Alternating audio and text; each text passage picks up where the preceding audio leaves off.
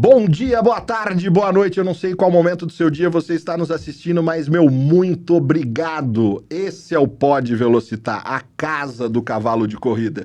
E se tem histórias boas, elas serão contadas aqui. E hoje eu tenho o prazer de receber uma pessoa que nós estamos tentando marcar esse bate-papo há muito tempo e me deu a honra de poder, junto com outros do seu meio, já teve aqui Bruna Tedesco, vai estar aqui em breve Sidney Júnior, Mariana Jubran, que nós os convidamos, mas hoje eu tenho o prazer de receber Aguinaldo. Aguinaldo, obrigado. A gente sabe o quanto tempo que eu tô aqui para poder te convidar, né? E eu quero já começar a pedir perdão, porque não vim de todas as vezes que você me convidou. Isso me enche de felicidade, de alegria. Meu, é um prazer muito grande. Você sabe que eu frequento os mundos, tanto do quarto de milha de corrida, mas do mundo também do puro sangue inglês, mas já tive em vários leilões que você fez e vou falar para você. Eu me emociono todas as vezes que eu vejo as aberturas do seu leilão, e isso é meio que uníssono. Todo mundo que, mesmo do lado de cá, tem esse conceito dos teus leilões que são muito emocionais. E hoje a gente vai contar a tua história. Você veio aqui para São Paulo porque vai ter um leilão no Jockey, não é isso? Vai, no Jockey Clube de Sorocaba agora, amanhã. São Paulo. Desculpa. Jockey São Clube. Paulo aqui. É um leilão de rédeas no Templo da Velocidade. Que parece que tem acontecido, né? Então, o pessoal tem escolhido São Paulo, por todos os motivos. E, de repente, a gente não vinha para o Jockey Clube de São Paulo, não sei por quê, porque ele era de corrida, olha que bobagem. Aí resolveram fazer o leilão, o Jax resolveu fazer do Retiro Velho, foi um sucesso, aí engataram outro leilão em seguida agora. Puxa, que venham mais vezes, porque isso facilita bastante. Eu compro o meu primeiro quarto de milha de corrida para correr em Sorocaba, num leilão da MBA no Tatersal do Jockey Clube de São Paulo, leilão de quarto de milha. Isso em 1996, 98, mais ou menos. Foi a primeira vez, e era muito comum ter o quarto de milha aqui. Antes da gente começar, eu vou agradecer os nossos patrocinadores que fazem com que a gente consiga colocar esse projeto tão grandioso que é o Project Lab.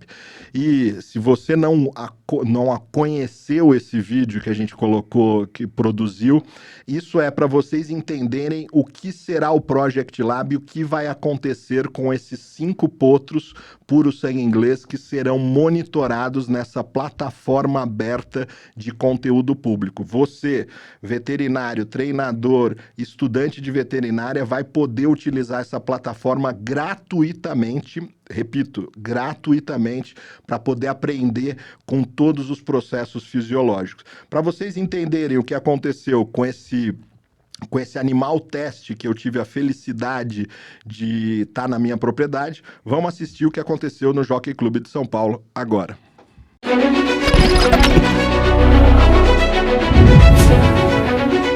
Fala, turma, bom dia. Acompanhe conosco esse dia sensacional da corrida da primeira integrante do Project Lab. The Blessing corre hoje, aqui no Jockey Clube de São Paulo. Vem com a gente.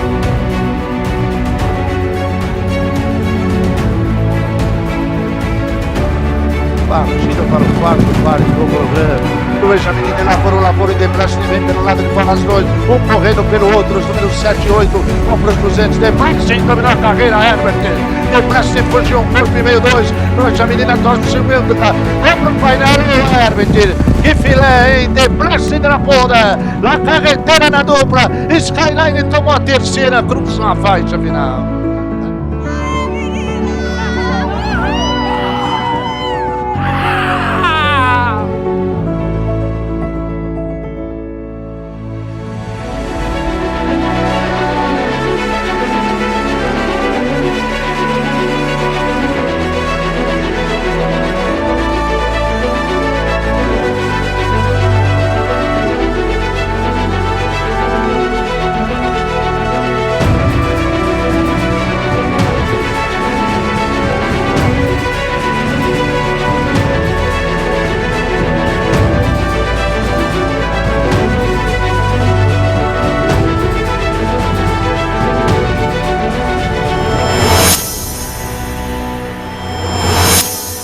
Um agradecimento especial à Garmin do Brasil, à Agrária Nutrição Animal, à Gallop Feed Suplementação, à Companhia do Feno com seu Feno Super Premium, à Natura Ecos com a parte de biorregulação, à Smart Ranch e aos nossos veterinários que aderiram a esse projeto, a essa plataforma. O professor doutor Walter Feringer, Felipe, lá junto com a Isa, que cuidam de toda a parte clínica geral, ao Laboratório BET, com base aqui no Brasil e em Kentucky, nos Estados Unidos, e a Albris Materiais Esportivos para o Turf. Eu agradeço a participação de todos que fizeram esse apenas o início do que vocês vão acompanhar com 5 potros que vão chegar no Project Lab.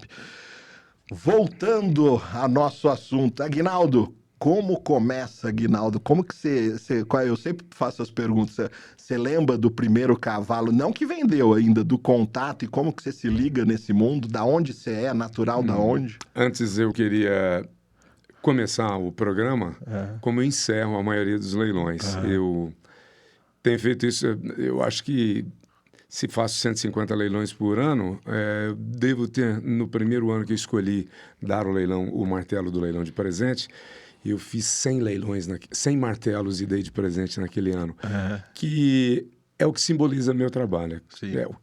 Tudo que...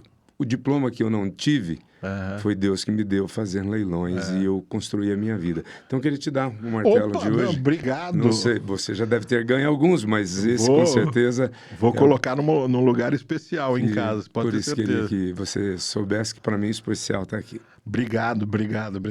Como começa, Aguinaldo? Rapaz, como eu começo a ser leiloeiro, você não faz ideia. Eu mexia com consórcio. Nunca tinha visto uma vaca, um boi, nada. Não era totalmente da cidade. Nunca fui para uma fazenda, não sabia nem das variáveis de raça, para você ter uma ideia. Família muito simples e não tem acesso a essas coisas. Fui trabalhar com consórcio, contabilidade, que é naquilo que eu fiz um curso de contabilidade. Isso em que cidade? Em Araçatuba. Pelo menos você já caiu no lugar. Era da capital do boi gordo, mas só ouvia a fama. Do boi mesmo não tinha visto nada. E aí, um dia, lá na frente, consórcio era um ramo estranho, você equilibrava, estruturava, o Banco Central vinha e fechava, porque os homens não eram sérios. E aí, depois da terceira liquidação pelo Banco Central, eu falei, eu tenho que sair do ramo. Desempregado, alguém disse, você fala bem, você conversa bem, você vende até consórcio. Você não quer trabalhar numa empresa que abriu aqui em Araçatuba? Chamava Repique, Repique Leilões. E eu falei, mas eu não entendo nada, eu não sei. Eles precisam de relações públicas. Sabe conversar você sabe. Aí eu fui lá me apresentar, o sujeito falou assim, vou te dar uma lista com 50, 100 nomes de pessoas que têm gado para vender. Você vai ligar para essas pessoas e vai perguntar o que elas estão dispostas a vender no dia tal. Aí eu te dou uma outra lista com mais ou menos 80, 100 nomes de pessoas que são compradores desse tipo de gado. Você vai ligar para essas pessoas e vai dizer, olha, eu tenho aquele gado que você precisa comprar. Junta os dois no leilão. Mas isso é bico. Isso é 2 palitos, né? E aí comecei a trabalhar naquilo, eu trabalhei 15 dias para o leilão que viria. Quando eu vejo o leiloeiro lá em cima, meu coração disparou. Você nunca tinha assistido Nunca tinha visto. Nunca tinha visto. Mas a hora que eu vi o cara lá em cima, eu parei. E quem era? Oh, meu Deus do céu, eu não podia errar. Sabe por que eu vou errar e não dizer o nome dele? Por conta de que me esqueci. Porque eu vi ele naquele dia e 15 dias depois seria o grande leilão que eles chamam leilões especiais. E viria o Guilhermo Sanches, que é daqui de São Paulo, um dos mais brilhantes leiloeiros que existe, um dos mais talentosos.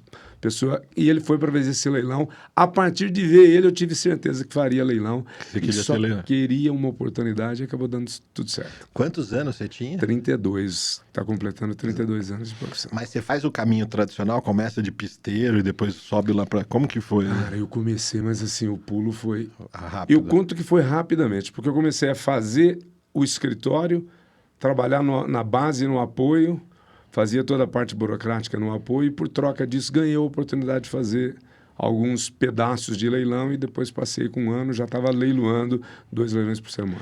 Eu tento, para a gente cobrir o lapso, Paulo Pupo, não, o leiloeiro? Não, Paulo Pupo é uma outra figura que eu tenho porque eu fiz uma pesquisinha rápida e me apareceu o nome dele com relação a você. Não, esse é o primeiro sujeito que estava lá. Eu posso contar que... Quando eu decidi ser leiloeiro, eu cheguei para o dono da leiloeira e falei assim, você me dá uma oportunidade quando surgir? Ele falou, não. Não, com um grau de seriedade impressionante e uma sinceridade brutal, né? Eu falei assim, mas nem se eu treinar, você não me dá uma oportunidade? Ele falou assim, olha, eu não posso. Pelos meus clientes, eu não posso te colocar lá em cima. Aí eu continuei treinando. Chegou um dia, o leiloeiro, que é o Aníbal Ferreira, se tornou meu amigo, um profissional maravilhoso, quebra o carro indo fazer um leilão neste local. E aí, eu, louco para ser leiloeiro, não desejei que ele quebrasse o carro. Mas falei, é a vaga. Aí fui lá e falei assim, eu faço. Ele falou, não, você não. Vá atrás do Vitor. Vitor era o outro leiloeiro da cidade, Araçatuba tinha vários, e tente encontrar ele. Eu fui, saí feito louco, trouxe o Vitor fez o leilão. A hora que o leilão acabou, que deu tudo certo, eu perguntei para ele, e se o Vitor não pudesse? Assim, eu não te deixaria subir. Eu falei, então aqui não é o meu lugar. Eu tenho que sair. Quando saí, encontrei Paulo Pupo. Que se encontra. Paulo Pupo era leiloeiro, da Programa Leilões, conhecido profissional, um talento impressionante. Eu contei para ele a história, ele falou assim, comigo você vai fazer o leilão, já vou te levar para o próximo leilão e você vai subir no palanque para fazer o leilão. Como que você treinava, Agnaldo? No banheiro. Vendia o sabonete, o vaso sanitário, o papagaio, o cachorro. Porque no banheiro tinha acústica. Eu não tinha microfone, não tinha nada, mas então eu ia para dentro do banheiro, fechava tudo, janela, tudo, e começava a treinar. E eu tinha uma métrica de separar a cabeça do boi, as pernas do boi, a garupa, a parte econômica, a parte comercial, e repetir cada uma das características exaustivamente, até que eu soubesse o que era e até que eu tivesse mecânica para falar sobre aquilo. Para que aquilo encaixasse com o Paulo Pupo falou assim, eu te permito subir no palanque, só que quem vai te dar a chance é Sérgio Pisa, o dono da Programa Velha, que foi o pai de todo mundo, do Nilson, do João Gabriel e assim por diante. E eu fui o último leiloeiro que ele autorizou subir no palanque pela ajuda do Paulo Pupo, que é meu padrinho, já morreu, infelizmente. Nesse primeiro leilão, você divide ele com alguém ou você faz do começo ao fim? No primeiro leilão, dividi com o Paulo Pupo. Com o Paulo Pupo. Foi por ele, senão também não teria conseguido.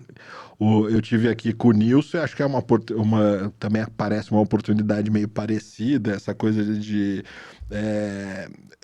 encaminhar, ele encaminhou pelo pai, que era narrador do Jockey Clube de São Paulo e tal, mas você precisa ter um anjo para poder te receber, né? Senão essa evolução natural não acontece, né? E eu tive algumas sortes, você disse a palavra certa, um anjo. Existem vários. Na minha carreira tem uma dezena deles que eu não posso dizer que se eles não tivessem estado na minha vida naquela ocasião, talvez eu não tivesse conseguido chegar. Não que eu esteja, mas assim, foi muito bom e eu tenho que agradecer na fase de cada um deles, porque foram homens importantes. Até então, Araçatuba, boi. Araçatuba, boi. Como que você se movimenta tanto de Araçatuba quanto você entra no teu primeiro leilão de cavalo? Como que começa isso? Bom, nós começamos a fazer gado de corte, só gado de corte. E o canal do boi havia nascido cerca de 3 para 4 anos. Eu sou mais... A minha profissão é mais velha que a do canal do... a existência do canal do boi, coisa de 3, 4 anos. Tudo era muito novo. Transmitir pela televisão era um negócio absurdo. E a gente, mais ou menos, eu sempre fui muito atirado, eu comecei a ficar apaixonado por apresentar os animais lá na frente. Eu não sei, nunca fiz nada para isso, mas eu nasci com aquilo. Eu não tinha embaraço nenhum. Chegava lá e começava a falar. E aí o dono do canal do boi começou a mandar as unidades para transmitir numa parceria os leilões de gado de corte em Araçatuba. E eu comecei a aparecer. Mas o que me diferenciou foi porque eu comecei a pedir para abrir o sinal 1 hora antes. E o diretor falava, para que você quer o sinal 1 hora antes? Eu disse, porque eu tenho que entrevistar os donos dos gados, porque são leilões de cruzamento industrial. Entendi. Só nesse leilão nós temos 8 raças diferentes. Canchim, Aberdeen, Limousin, aquela coisa toda. Então eu vou fazer um grupo de entrevistas. E isso me levou 4, 5 anos depois para ser apresentador do canal do boi e eu mudar para Campo Grande. Mas antes disso, a gente tinha o Alessandro, que era um profissional brilhante da AM Leilões. Eu e ele decidimos, vamos fazer bons leilões. Nós não sabemos, ninguém nos dará se a gente não construir, eles não virão para nossa empresa. Então vamos fazer. Aí começamos a fazer leilão de tudo. De giro leiteiro, de giro holando, leilão de Nelore, leilão de Canchim, das raças que estavam disponíveis e que não eram normal. Que as outras pessoas não queriam. É um segundo escalão. E aí um dia a gente falou, cara, nós não temos leilão de cavalo. Nunca nenhum leilão havia sido transmitido por nenhuma televisão. Nenhum. E naquela ocasião... Que ano isso, meu? Isso foi 97, 98. Quando vocês chegaram era só mato, né? Tinha nada. O primeiro leilão transmitido foi quem era a leiloeira? MBA. Quem era o leiloeiro? Nilson Genovese. Quem era um dos vendedores? O Wilson Dosso. Esses caras já estavam no negócio. Eu não era um leiloeiro, não conhecia para que lado era o rabo do cavalo, quer dizer, eu não podia. E aí a gente entrou fazendo o leilão, já fizemos numa boate, para a rua, a principal avenida de Araçatuba, e aí a gente fez, foi um sucesso. O Wilson Dosso, sagaz, que era, disse o seguinte, você consegue conversar e marcar uma reunião que eu quero fazer o meu leilão? E o primeiro leilão virtual da história dos leilões de cavalos foi feito com a WB, que era do Wilson, eu, como já leiloeiro, e pela primeira vez vender um cavalo online, que nunca havia acontecido.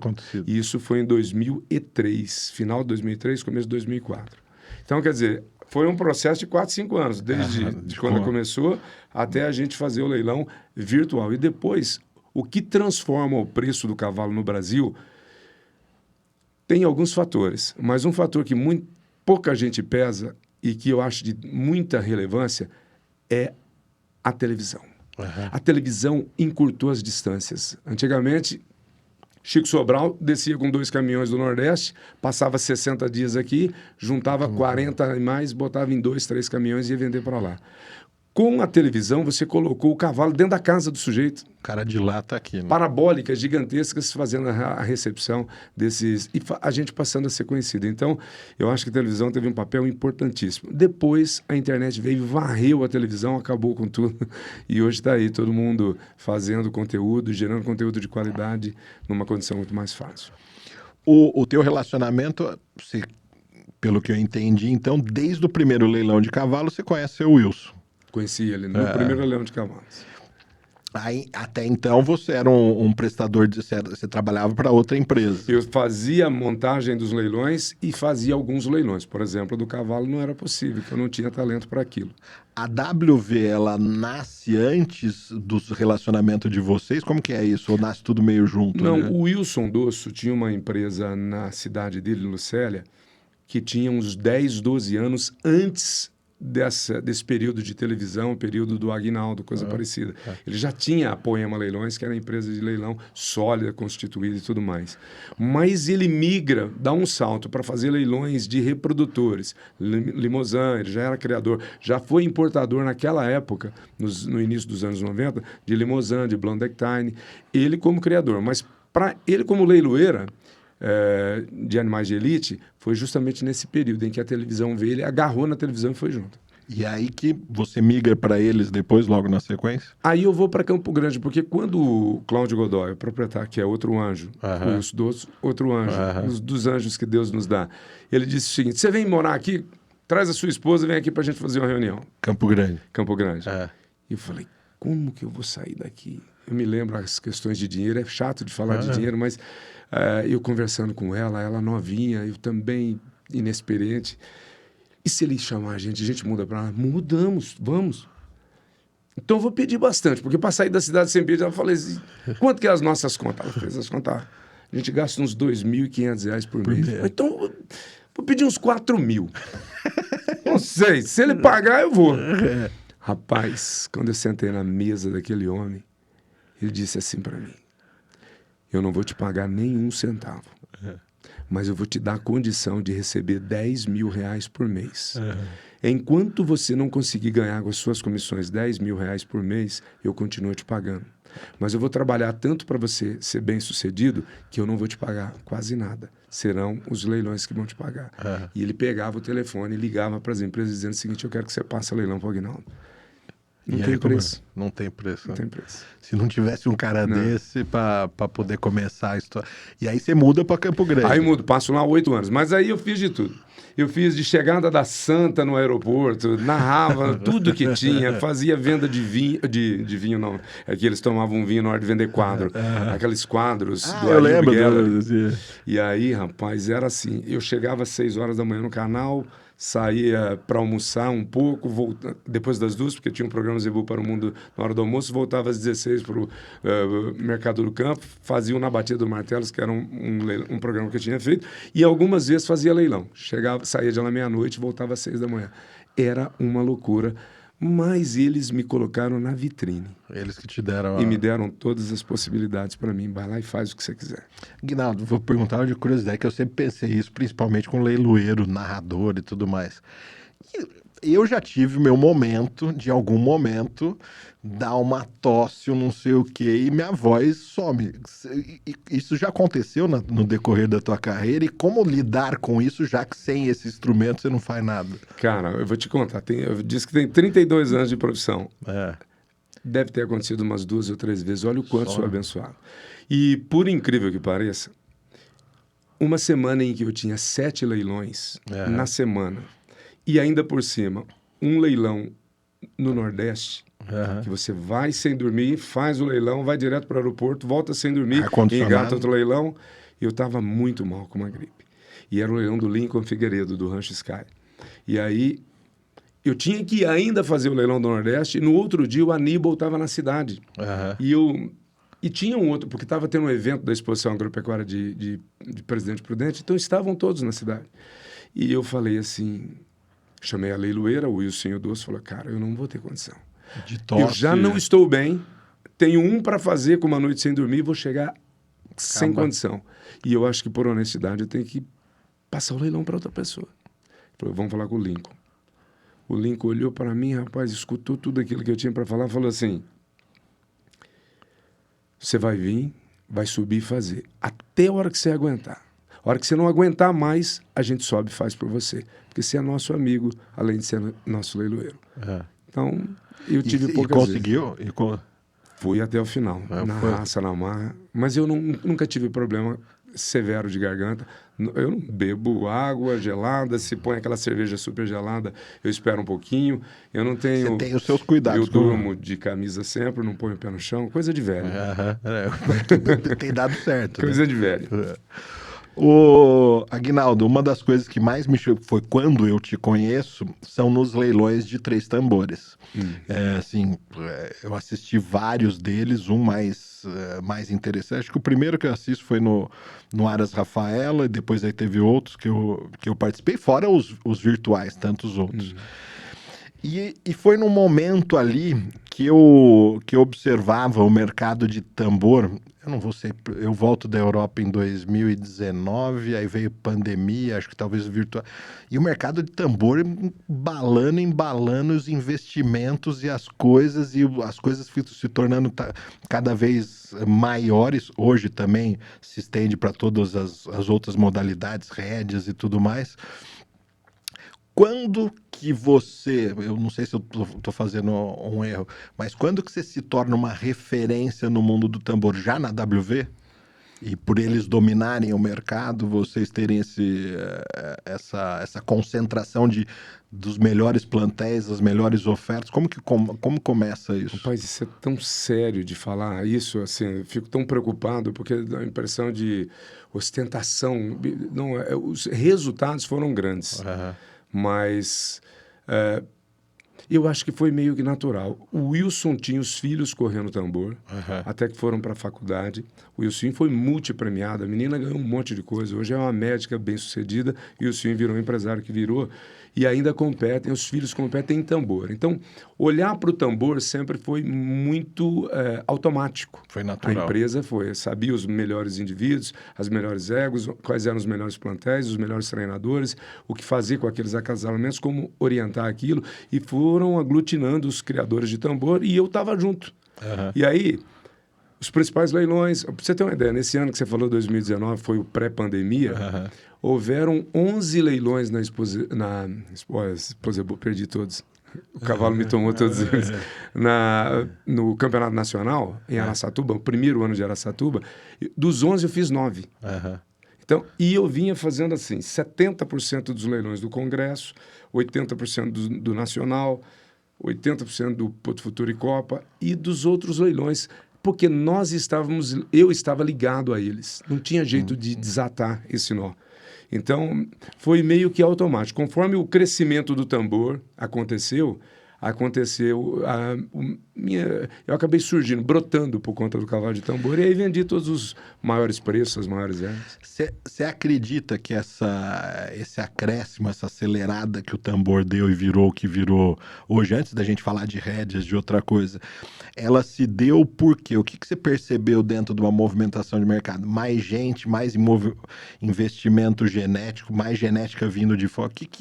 O que culminou nisso? Agora eu estou tirando a tua figura de leiloeiro e de analista econômico da coisa. Não, eu acho que é uma soma de vários elementos, um sozinho não faria isso. Porém, o esporte é o que definitivamente empurra, ele é o motor disso tudo. Porque eu não tenho esse número, uma pena, eu vim tão cru para a entrevista, para ser o mais tranquilo possível, que eu acabei que não trouxe alguns números. Mas exponencial o crescimento da modalidade, da criação com o esporte. Dos últimos 10 anos, dobrou em relação aos 10 anos anteriores o número de provas oficializadas, número de inscrições dentro da mesma prova. Tinha o Nossa Senhora de Lourdes, estava começando a Rafaela e tinham 4, 5 provas maravilhosas. O resto eram provas muito pequenas, regionais demais. As provas grandes ficaram enormes, bateram os recordes todos de inscrição, de premiação, e as pequenas ficaram grandes provas e surgiram outras dezenas de provas. Tem final de semana que tem 4, 5 provas. Ao mesmo tempo. Ao mesmo dia. Então, a prova empurrou ao treinador não querer mais o cavalo de 18, querer um cavalo de 17.500. O cavalo de 17.500, dali 1 ano e meio, 2, já não servia mais, precisava ser um cavalo de 17.100, 17.0. E aí começaram a prever quanto seria o primeiro 16. E aí o 16.900 não serve, tem que ser o 16.600, 500. E agora nós estamos procurando o 15, que ainda não chegou, só bateu na porta. Então, eu acho que... Mas você vai dizer, e o que fez o cavalo evoluir desse jeito? Só a técnica dos competidores? Não, isso também, porque todo mundo vai se aperfeiçoando, né? Então foi acasalamentos que vieram dos Estados Unidos com as genéticas que já haviam no Brasil? Também. Qual a proporção? Eu não sei, mas é uma fatia, de 15%, de 20%, talvez. Você fala, não, se então tem 20% dos competidores, mais a evolução genética de 20%, está faltando 60%. O que fez o cavalo evoluir desse tanto? Eu acho, o manejo tem uma fatia também pequena, mas a pista. Melhorou muito, né? Arrumaram tangência na pista. Você vê que o cavalo, às vezes, o rastelo vem, ajuda, ajeita. O cavalo, quando põe o pé, ele traciona. E outra coisa, melhorou o solo. tem um rastelo novo, uma maneira nova de pensar. E depois que essas coisas todas foram colocadas em prática, o cavalo deu um salto qualitativo de conquistar novos tempos e novas performances, alguns com durabilidade, outros nem tanto, mas que assustou todo mundo. Né? E a gente via isso, porque nos Estados Unidos, você vai nos Estados Unidos, acompanha as provas, Lazy, uma grande central, uma coisa maravilhosa, grandes garanhões, impressionante. O dia que fui lá, assustei de ver os grandes cavalos do mundo lá. E fui conhecer a arena. A arena tinha uns murundum de terra de mais ou menos uns 4 metros de altura. Eu falei, o que é isso? Ele, não, teve uma prova de motocross aqui. Então, tem um monte de eventos lá e a pista, do jeito que vem, eles arrumam a pista e botam o cavalo para treinar. Para correr, né? Por isso que nós quebramos todos os recordes mundiais, porque a gente cuidou da pista, da evolução genética e de outros critérios que a gente mencionou e todo mundo conhece. Mas a pista, o solo, ele mudou substancialmente o trabalho para que a gente pudesse chegar no que a gente acabou de quebrar o recorde de outra vez. De novo, com o Sidney Júnior. Eu volto da Europa, estou por aqui no Brasil, tem pandemia e tudo mais, e aí eu escolho começar a frequentar o mundo do tambor. 2 coisas me assustaram absurdamente, assim, de maneira positiva. Eu chego, acho que uma das primeiras grandes provas que eu vou é na prova do Vaguinho. Eu falei, que é isso? Cavalo correndo até 2 horas da manhã, aquilo não para. Eu falei, eu nunca tinha visto um negócio daquele, era impressionante, lá no Rafaela. E logo depois, eu não estava nos 2 momentos que ela bateu, mas foi a hora que eu chego no mercado do tambor, surge a Holiday Fame. E o que aquela égua fez e o que ela envolveu de gente, né? Ela tinha uma empatia, o público tinha uma empatia com ela. O vídeo clássico, que eu vou até tentar recuperar e depois colocar aqui, dela batendo recorde, é um negócio absurdo. E é ali, para mim, que a coisa começa. Tô falando porque é o momento que eu chego, talvez para você já tenha começado antes. Mas era impressionante essa movimentação toda das provas, a coisa acontecendo ali no Rafaela. Tive a oportunidade de conhecer a Nossa Senhora de Lourdes, mas rolling, aí daí não parou mais, né? Olha, eu lembro de vários deles. Eu estava lá, porque eu tive nas vendas dos produtos da Rolling the Fame e ela era...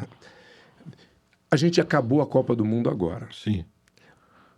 As estrelas da Copa do Mundo ficarão na memória dessa geração ad eterno. Não tem jeito do sujeito chegar com 60 anos e não contar para o neto que ele viveu aqueles momentos, como a gente conta do Sócrates, do Zico, que não ganhou nada, mas foi a grande seleção, aquela coisa toda. As pessoas que vivem esse momento contarão os grandes atletas desta geração. Então, a gente vai contar Prime Fishers, Roland de Fame e vários outros que ganharam de maneira extraordinária.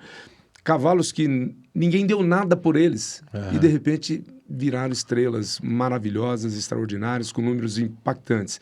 Então, a gente conseguiu, sem querer, porque você não escolhe um cavalo e fala assim, eu vou fazer desse cavalo, vai virar um ícone nacional de todos os tempos. Não, é uma série de elementos e eu acho que ainda tem uma centelha ali, Deus escolhe. Tem. Porque a Prime Fishers foi vendida a metade dela a 5 milhões de reais há 1 ano e meio atrás. E é uma das estrelas desta, igual a Rolling, onde está todo mundo conversando lá, bateu um pau. O locutor chama. Agora é Prime Fishers, Rolling the Fame ou qualquer outro desses garanhões. Sai todo mundo onde estiver perto para ver correr e torcer a favor, mesmo que ele venha tirar o seu cavalo, mas eles torcem para o cavalo se dar bem. E a gente viu inúmeros cavalos sensacionais marcarem presença de maneira icônica. E o cara passar muitos anos e falar, você lembra aquele dia eu estava lá? Por exemplo, a Prime Fishers era uma égua filha do Fisher's Dash, corrida, quente, não se adaptou no primeiro ano. E eu fui fazer a matéria, entrevistar o domador dela e o vendedor dela quando ela explodiu e foi recordista mundial dos 3 tambores. Eu vi essa reportagem várias vezes. Então, e aí ele dizia o seguinte, rapaz, ela era tão brava, que não tinha jeito. Tá num cabo de uma enxada. Assim, exatamente. Aí ele diz assim, não, ó, eu falei para ela, larga a mão. E o dono falou, não, insiste, deixa ela descansar. Ele deixou ela 6 meses largada no meio de umas novilhas. Aí pegou, trouxe, depois que ela acalmou, provavelmente, né? E aí ele disse assim, agora nós vamos. Condicionou de novo, deu um tempo, deu 16, o homem, por qualquer que tenha sido a necessidade, resolveu pôr a venda. Falou, agora ela deu um tempo bom, vou vender. Só que muita gente poderia ter comprado e ninguém comprou. Quando chegou no Wilson, o Wilson falou assim, eu vou comprar a sua égua. O preço era um preço alto, mas o Wilson, não sei que estrela que foi, falou, eu vou comprar essa égua. Comprou, com poucos dias depois, ela quebra o recorde mundial com o Sidney Júnior. Uhum. Então, é assim, ela, há 6 meses antes, era um animal de descarte. Que estava lá no meio do pasto. Que estava lá no meio do parque. Porque ela não tinha dado tempo, mas porque o tempo dela era outro. Não havia, era mais tardio, ou qualquer que seja a situação. Game Boy. Game Boy é um cavalo que... ele era um cavalo, um potro de geração do Eduardo Cuscisco e a Giovanna Balbo. A Giovanna Balbo, às vésperas de mandar o potro para o leilão, falou assim... Aliás, eles mandaram o potro para o leilão, ele não foi vendido por R$600 parcela. Não foi vendido, ninguém quis. Nada, né? Nada. Mandou embora. 3 meses depois ele tinha um outro leilão na casa do Paulo de Demo. Ele disse assim, vou botar esse potro. Apertou o coração dela, ela disse assim, não vende não. Falou assim, não, eu vou vender. Tá aqui, eu não vou ficar potro. Esse potro aqui já foi no outro leilão, não vendeu. Ela falou, deixa o potro em casa. Falou, não, vou pôr no leilão. Pôs do potro no leilão. Antes do leilão começar, ela falou para um dos assessores, não sei se o André Marie, disse assim, na hora do potro, você olha para mim que eu vou lançar. Ele falou, como é que é? Não, eu vou lançar no potro. Aí ele falou assim, o Eduardo, a Giovana vai lançar no potro. Se ela lançar, eu corto os boletos e dou para ela pagar. Marido e mulher. E aí ela sobe no palco, o potro sobe, ela começa a lançar, começa a lançar, o Marie vai lá para ele e fala, é a sua mulher que está cobrindo. Ele diz assim, o que eu vou fazer? Vou fazer os boletos, ela que pague. Comprou os potros. Não sei se de fato pagou o boleto, pode ser até talvez que não. Mas o potro, meses depois, quebra o recorde mundial dos 3 tambores com o Sidney Júnior também. E depois disso, já passa de 1000 pontos de registro de mérito. É um dos grandes atletas dos animais castrados que tem. Então, são inúmeras as histórias fantásticas. Não, a gente está vivendo um momento, ou pelo menos eu que observo esse mercado agora, assim, é um atrás do outro, né? Assim, é Rolling, é Prime Fisher, são os cavalos lá, o castrado do... Order a Victor. O Order a Victor. Aproveitando o gancho, todos eles têm um sangue de velocidade, né? Todos eles, a Rolling via o Dash da Femme, a Prime via o Fischer's Dash, o Order via o Victory Fly, que é Sign to Fly, que é todo mundo tem. Isso é muito presente e teve algum momento, por causa talvez da velocidade ou do sangue quente que possa vir da corrida, que isso teve uma rejeição e hoje não? Hoje é meio que óbvio, todo mundo aceita. Como que você que está no mercado há quanto tempo, como que se comportou esse sangue de corrida a hora que ele subia no palco, lá atrás e hoje? Olha, existe uma história que eu fiquei sabendo, mas não vivi, que foi o comecinho dos anos 90, eu começo naquela empresa em 93 e primeiros leilões em 94. Então, 32 anos agora. Mas no final dos anos 80, começo dos anos 90, foi trágico para o cavalo. Desvalorizado, uma égua inteira valia, registrada, né? Que naquele tempo tinha muito ainda, com vários graus de sangue, mas valia R$2.000, R$3.000. Então, o mercado tinha ido à bancarrota, de fato. E aí... aqueles que permaneceram tiveram uma influência muito grande da corrida. Um período antes e um período durante o período de fracasso de preço, mas quando retomou, a gente comprava o subproduto da corrida. Então a corrida paga um valor de expectativa para potros e potras de geração. Os que dão bom, permanecem. Os que não dão certo, tem que caçar um canto para ele. E tinham 2 destinos para eles. Um era o tambor e o outro era a vaquejada. A vaquejada absorveu uma fatia extraordinária dos potros que não deram certo na corrida. Rochão, né? O rochão. Existem vários outros Striking Six que deram tanto certo lá. Aqui, eu vou dar 2 exemplos só. O Victory Fly é um dos maiores, se não o maior pai da história do tambor no Brasil. E ele acaba que... se tornou um corredor sem expressão na corrida, um double A, alguma coisa, e que foi levado para o tambor. Chegou no tambor, explode como atleta. Ele quebra os cronômetros todos. Os cavalos corriam com 19, ele correu com 18.500. Aí ele ganha o apelido de a máquina do tempo, que quando alcançaram para 18.500, ele baixou para 18.100, 17.900. E baixou para 17,5 e aí virou reprodutor, que já não corria mais. Os filhos atropelaram os tempos dos outros cavalos e a gente diz, ó, não havia cronômetro que ele não fosse quebrar. O que ele fez na corrida? Nada. A Brasita Moon também foi uma que teve 84 de índice, alguma coisa assim, todo mundo esperava. Ela era filha do Zivai CRC, um cavalo que tinha tempos, que saiu na capa da revista americana, Track, e de repente trouxeram para fazer um cruzamento aqui e ela não aconteceu nada com ela. Ela foi colocada numa mãe Apolo, Dancer Toro, e aí aqui ela explode no tambor de uma maneira visceral. Ela ganhou tudo num campeonato nacional, numa Copa dos Campeões, e aí surge uma fêmea maravilhosa, Turdilho, que durante uma geração inteira foi o nome da raça para os Três Tambores, com uma garota, Marília Fraia, que fazia o conjunto com ela, maravilhosa. E, de repente, se tornou uma grande mãe, awards da BQM por 2 vezes. Ou seja, a corrida tem um trabalho essencial no refrescamento de sangue, na heterose que provocou dentro da raça. E agora não é diferente. Eu me lembro que o Wilson Doce, quando foi comprar boa parte das éguas, ele comprou no Heritage Place, lá em Oklahoma. Um leilão de corrida. E teve muita gente que foi buscar por conta do sangue, que deu certo, velocidade para colocar no tambor. Uma coisa, vamos falar, os 2 maiores slogans do quarto de milha. O cavalo mais rápido do mundo e o cavalo mais versátil do mundo. Esses são os 2 maiores slogans dele.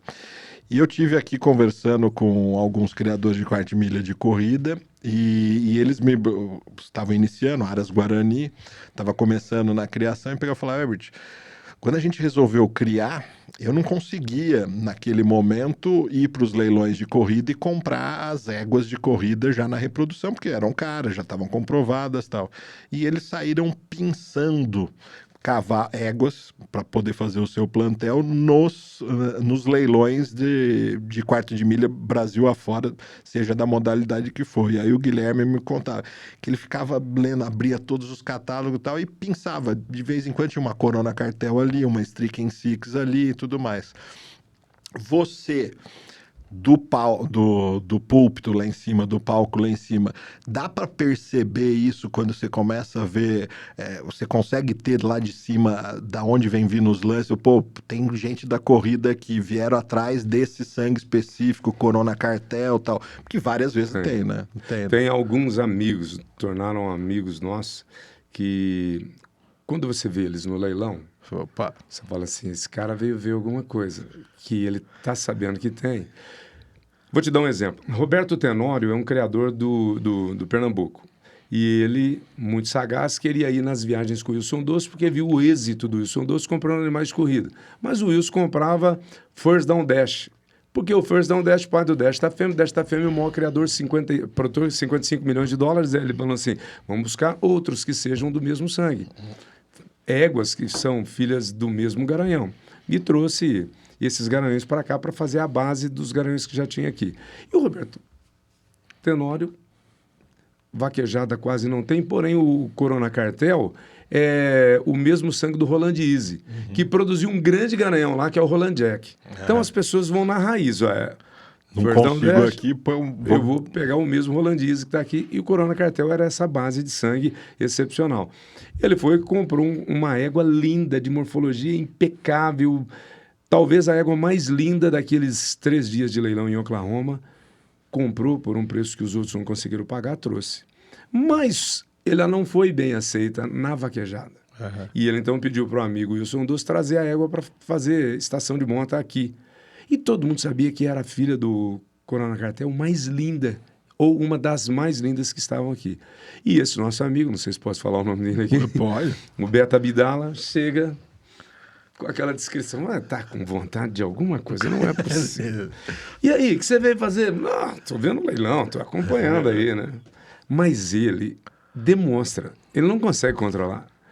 o olho brilha, ele se mexe, ele arruma a camisa. Aí eu falei, ele vai querer a égua. Só pode ser a égua, porque só tinha aquela égua. Uma égua que tinha morfologia, estrutura, osso, bastante, muita musculatura, só que de uma beleza espantosa, né? Desde a expressão, a cabeça, tudo, e aquele corpo extraordinário. E ele ficou até desbancar todos na disputa e comprar a égua. E a hora que compra, o que ele faz? Aquilo que quase ninguém faz. Falta dar um pulo em cima da mesa, vibra, joga o papel para cima. Satisfação de ter feito aquilo. Ele comemora, né? Comemora muito. O Beto é um super investidor, não é por acaso que tem um dos melhores resultados lá de Sorocaba. Tem feito coisas absurdas e continua investindo e tal. Então, esses dias teve acho que foi um dos maiores, não, acho que foi o maior investimento numa potra de corrida que ele comprou de um outro criador. E aí, eu até mandei uma mensagem para ele, quando essa potra se confirmou, eu peguei e falei, acho que todos deveriam torcer a favor, porque você fez um investimento bastante expressivo na Las Vegas, e todo mundo, se fosse um pouquinho inteligente do meio, torceria a seu favor, porque é nada mais do que a comprovação de que, invistam, que dá resultado. E a égua deu um super resultado. Ele tem feito investimentos bastante expressivos e tem colhido isso com bastante êxito. Guinaldo, vou dar 2 passos para trás agora e vamos falar exatamente da tua profissão, dos coisas. Você está em cima do leilão. Você tem participado, eu acompanho tua carreira há bastante tempo, porque quem acompanha o Quarto de Milha, você está inserido ali. Tem acontecido coisas fantásticas, assim. Eu acho que se eu conversasse com você 3 anos atrás, falei, Aguinaldo, vai dar para quebrar esses recordes? Não sei, é difícil. Vai, quebra. O mercado está aquecidíssimo. O que tem feito? O que é esse movimento? O que você, lá de cima, você conclui desse êxito todo, essa junção? Estou falando aí em resultado de faturamento, de preço, de produto individual.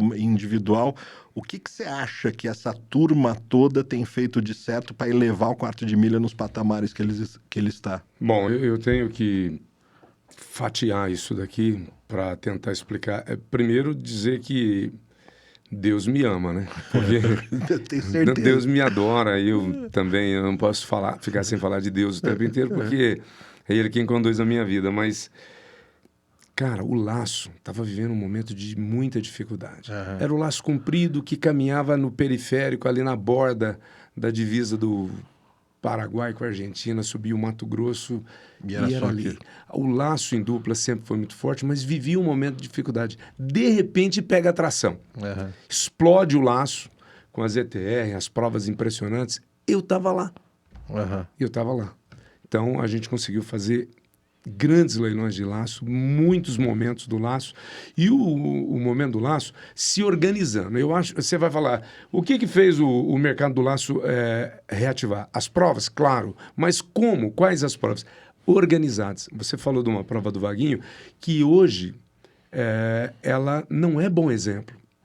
Porque você precisa organizar o calendário. A prova tem que ter horário para começar e para acabar. Só que elas são tão gigantescas que às vezes avançam. Só que no laço tinha os defeitos pelo uso ou pelo mau uso. Por exemplo, o treinador chegava com o cavalo a hora que ele queria, ninguém começava a prova antes que chegassem os principais, e a prova que estava marcada para começar 8 horas da manhã começava 4 horas da tarde, rasgava a madrugada inteira do sábado para o domingo, do domingo acabava na terça-feira.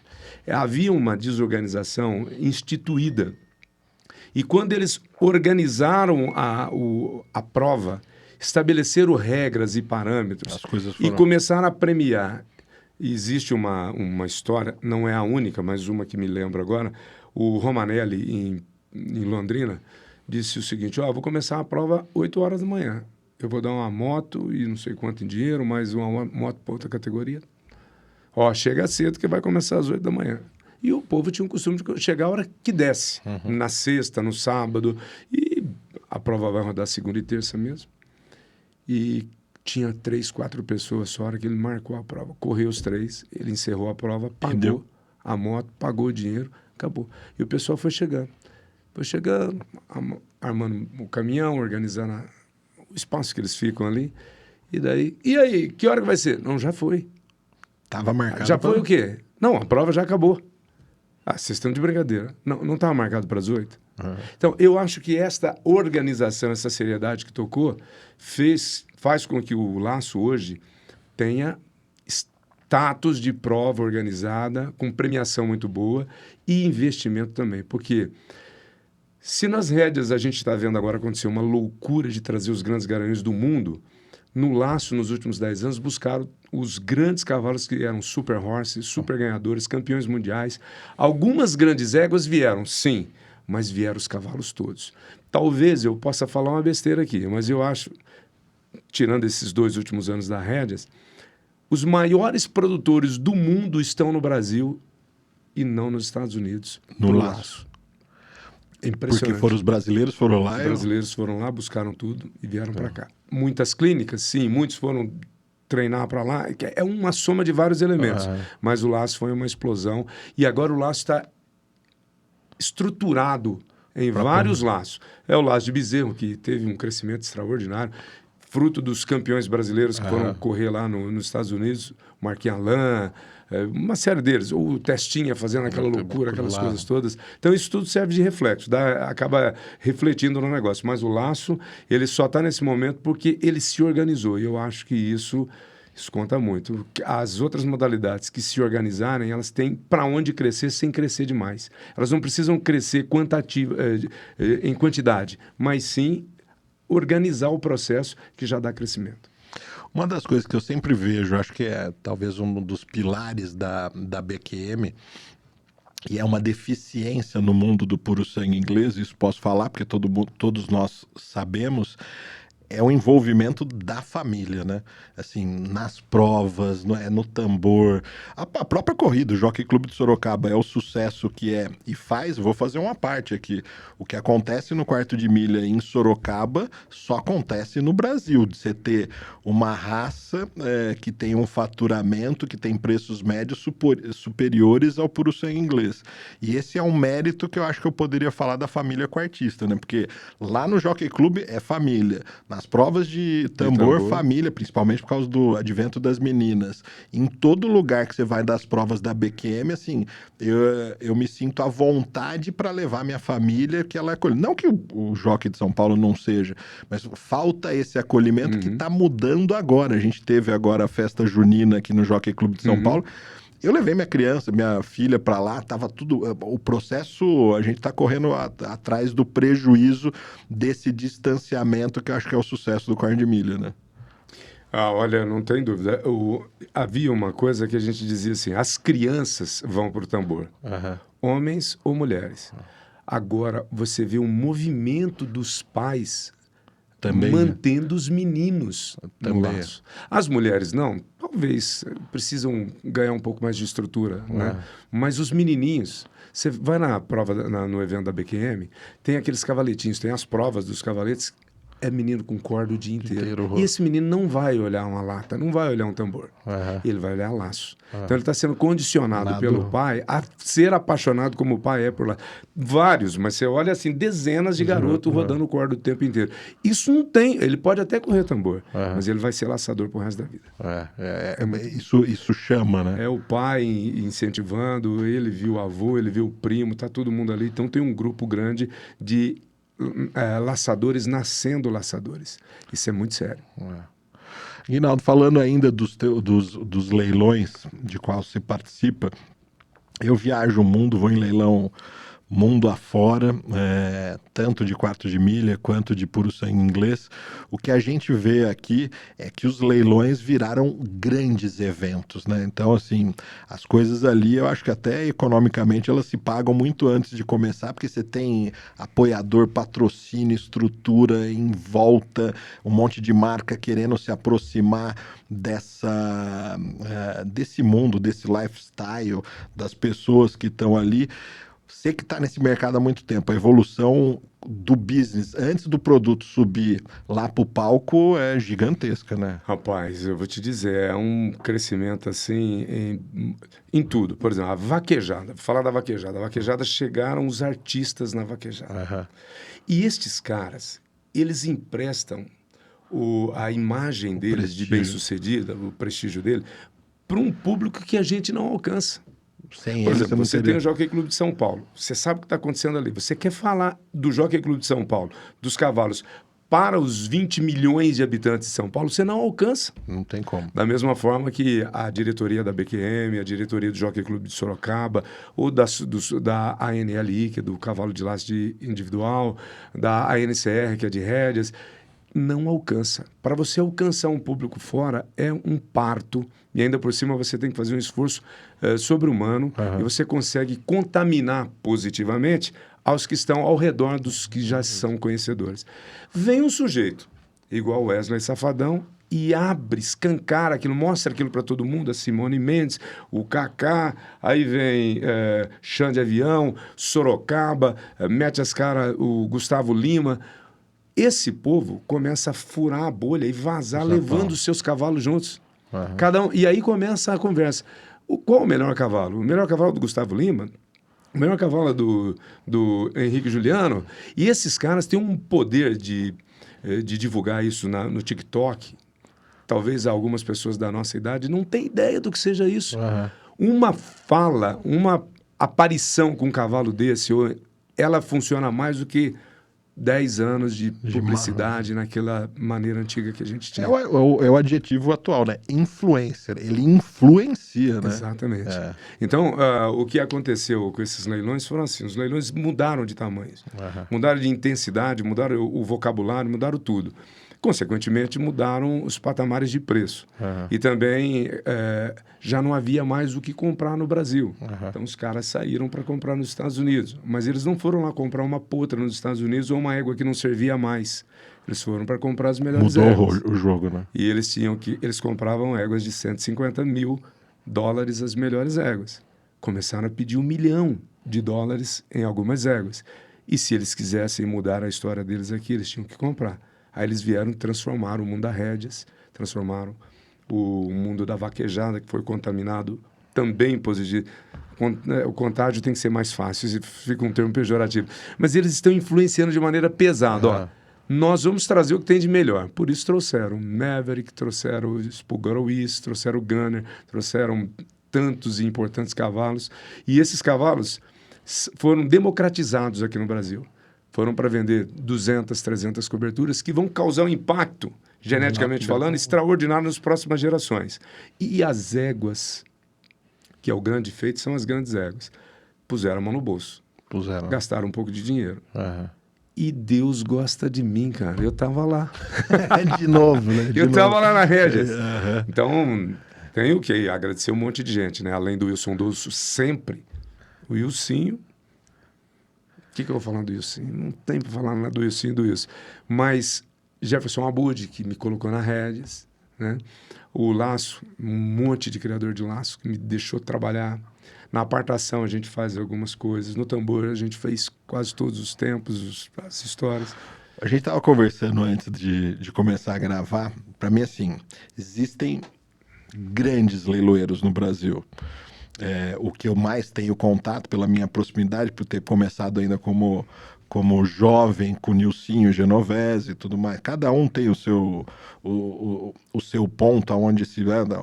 Para mim é clássico os teus leilões, assim. A gente fala com várias pessoas e fala assim, cara, difícil não chorar no leilão do Aguinaldo no começo, que você tem uma maneira de conduzir, de fazer abertura clássica.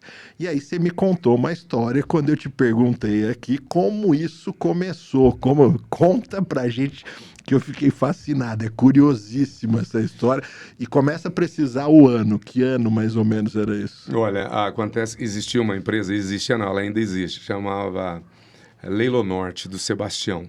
Sebastião fazia muito o norte do país, o próprio nome sugere, e era grande empresa do norte. Ela fazia do Pará inteiro, Amazonas, até o Nordeste inteiro aqui. E esse Sebastião era muito sagaz. Ele tinha um irmão gêmeo que chamava Guido, exatamente iguais, não dava para confundir. E um dia o Sebastião me liga e fala, eu já estava no Canal do Boi, eu entrei no Canal do Boi, já estava muito antes no Canal do Boi, mas como funcionário do Canal do Boi em 2003. Em 2004, tem o leilão de Roque Coalhato. grande rei do gado, o homem da pecuária, um dos maiores expoentes do agronegócio brasileiro, pessoa que, inclusive, quero cumprimentar, mandar um abraço a ele, que eu tenho certeza que vai ver a notícia vai chegar até ele. E aí, Sebastião está em São Paulo, no escritório dele, numa reunião aqui em São Paulo. Pega o telefone, era naquele tempo que tinha o Viva Voz, mas do telefone, não tinha telefone igual aos nossos de hoje. Não, pelo menos eu não tinha. Aí ele, Aguinaldo, tô no Viva Voz aqui com o seu Rocco Alhato, ele quer convidar você para fazer o leilão dele. Maravilha, que bom, fico super agradecido. Só que tem uma condição, hein? Xinguara não tem voo direto. Então você tem que ir na sexta-feira, um dia antes. Porque se você deixar para chegar, só para em Marabá e aí tem que ir de carro, 3 horas de carro, a estrada de terra, não chega. Você assume esse compromisso? Ele está aqui me ouvindo. Eu falei, não, pode falar para ele que eu vou. Quinta. Tá, na quinta-feira. Tinha que sair na quinta. Não, era exatamente, na quinta-feira. Aí ficava sexta o dia inteiro e fazia o leilão no sábado. Para não correr o risco, né? Não tinha risco nenhum. E aí, rapaz, passa mais 1 mês e meio do combinado, o Sebastião me liga, Aguinaldo, peguei o leilão do Paulo Fara para fazer, de um Ability, que era um leilão de cavalo. E eu, novo de tudo que viesse era bom, né? Falei, bom, que maravilha, obrigado, Sebastião. Quando vai ser? Na sexta-feira, dia tal. Falei, você tá doido, Sebastião? Sexta-feira é o dia que antecede o leilão do seu Rocco Alhato. Pode deixar comigo. Falei, Sebastião, não vai dar certo. E ele... Deixa comigo e eu garanto, rapaz, eu vou fazer os 2 leilões, eu vou mandar meu irmão lá na véspera e a gente faz o leilão, acaba, a gente pega o carro, vai em São Paulo, multa no avião, para em Marabá, tem um carro que pega a gente lá, quando for 11 horas da manhã a gente tá dentro da fazenda, o leilão é só 7 horas da noite. Do sábado. Do sábado. Rapaz, eu falei, não é possível, Sebastião vai dar zebra. Ele, garganteando. Fizemos. No dia do leilão, o Kiko Coalhato pergunta assim, olha, nós estamos te vendo pelo Agrocanal, você está ao vivo aí em São Paulo, em Bauru, né? Você não tinha que estar aqui? Aquilo, cara, a minha garganta secou. Eu falei, eu vou morrer, né? Eles vão me matar. Hoje eles vão, mas nessa viagem eu morro, né? E aí, o Sebastião, esquece não, vamos embora. Terminei o leilão do Paulo Fara, dentro do Ability, montamos num carro e ele largou a gente de São Paulo, fechado o aeroporto. Aí você chegou no teto, estava sem teto. Estava sem teto. Foi dando um desespero nesse Sebastião, foi dando um desespero em mim. Bom, perdemos o voo que nos jogava Marabá para tentar chegar em 2 horas de carro.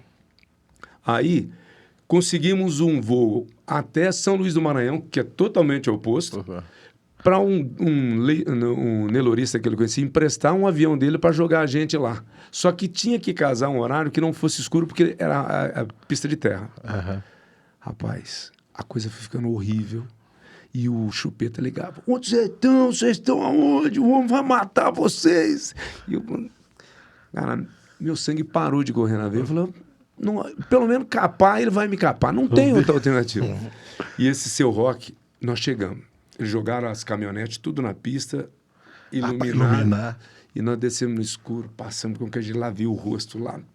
Fui lá, esse seu Rock entra, tinha uma fila de umas 80 pessoas para comprar um ingresso que era em prol da APAI da cidade. Seu Rock vai lá no fim da fila. Aí o Sebastião, querendo agradar ele, falou, seu Rock, o senhor não vai ficar aí? O senhor é o dono da festa, vem aqui na frente. Mas assim, eles todos estão na fila, eu também vou ficar. Não é porque eu sou o dono que eu tenho mais privilégio que ele. Falei, meu Deus, o homem tá ruim hoje. Conclusão. O Chupeta vira e falou, Aguinaldo, você tá numa situação ruim. E eu falei, você não me ajuda assim. Ele falou, tem uma coisa para te falar. Falei, o que foi? Tá vendo aquela mulher lá, mulher do seu Rock? Tá fazendo aniversário de casamento hoje. E eu acho que você devia falar umas coisas bonitas para ver se quebra esse clima. Esse clima ruim. Eu falei, mas como assim? Não, ela era menina nova, namorada dele. E ele, um rapaz novo, mas assim, era mais novo. Então a família falou, não, vai cuidar das fazendas do norte. E aí mandaram eles, e ela largou tudo pra lá e veio com ele, tá junto, tudo esse tempo, tá fazendo não sei quantos anos de casado. Eu, meu Deus, é aqui que eu vou. Pedi inspiração pra dentro, falando assim, eu tenho que fazer uma abertura o melhor que eu puder. E aí eu tinha que tocar o coração dela. Se ela se emocionasse, eu tinha umas horas de vida a mais. Aí, rapaz, subi naquele palanque, pedi o nome dela, Uma pena, já fazem tantos anos que eu não me lembro mais, foi em 2004. Aí eu comecei a falar dela, que ela podia ter ido morar na Inglaterra, poderia estar na Itália, ele poderia ser um jovem do Texas, mas não. Vieram para cá e ela largou tudo que ela podia ter sido Para estar do lado do lado dele, para estar do lado do tempo inteiro dele. E eu fui falando, fui lembrando. Perdeu a juventude no Pará, e falei, o seu Roque, quando os irmãos acharam que ele não ia ter condição aqui, que mandaram o menino para cá, e ele hoje é o rei do gado no Brasil, e o povo ficou em pé, bateu palma. E nisso ela chora, o velho chora, todo mundo chora, o Chupeta chora, o Sebastião chora, e eu falei assim, será que vai dar? Daí falou, vamos trazer o primeiro. Olha, entrou uma mula que era para vender por 600 reais, vendeu por 2.500, e entrou outro vendendo 4.000, 3.000, pá, e aquilo, pau, explodiu lá. Foi aí que começa. Aí eu falei, cara, essa é uma ferramenta que eu não sabia, mas que Deus me mostrou agora. Você pode tocar as pessoas de maneira a ser transformador para o evento.